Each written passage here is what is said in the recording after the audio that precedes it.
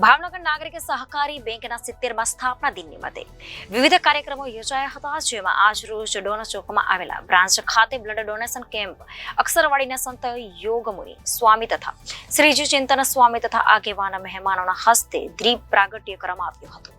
ભાવનગર શહેરની નાગરિક બેંકના 70મા સ્થાપના દિવસ નિમિત્તે અલગ રીતે ઉજવણી કરાઈ હતી। નાગરિક બેંકમાં ભાજપનું શાસન છે, ત્યારે ભાજપના ચેરમેન દ્વારા લોકોએ મૂકેલા વિશ્વાસને પગલે આજે બેંક પ્રગતિ તરફ હોવાનું જણાવ્યું હતું। નાગરિક બેંકના ચેરમેન સુરેશ ગાંધલિયાએ જણાવ્યું હતું કે અમારા સત્તામાં આવ્યા પહેલા બેંકનો શેરનો ભાવ 5,500 રૂપિયા હતો, જે આજે 7,500 થી લઈને 8,000 સુધી છે।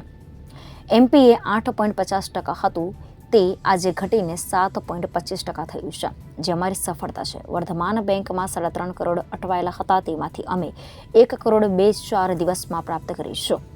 જો કે આજે સ્થાપના દિવસ નિમિત્તે અમે સભાસદો અને શ્રેષ્ઠીઓને 70 લાખ જેવી ડિપોઝિટ કરાવવા જણાવ્યું હતું, પરંતુ અમારી કલ્પનાની બહાર 2.5 કરોડ જેવી રકમ જમા કરાવી છે। લોકોને આજે લોન માટે લાઇનમાં રહેવું કે ભલામણ કરવું, ઊભું રહેવું પડતું નથી।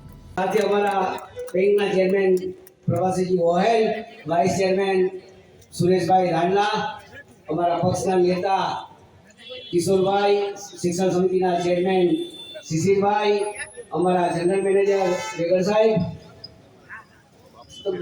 અમારા લોકસભાના સંયોજક જેને 95 થી એટલે હું તમે ઘણા વર્ષોથી એમની જોડે કામ કરું છું। રથયાત્રા હોય કે વિશ્વ હિન્દુ પરિષદ હોય, બાપુ ભૂલ થઈ ગઈ। કેમેરામેન રસુલભાઈ સૈયદ સાથે રિપોર્ટર ફિરોઝ મલેક, જનાદેશ ન્યૂઝ, ભાવનગર।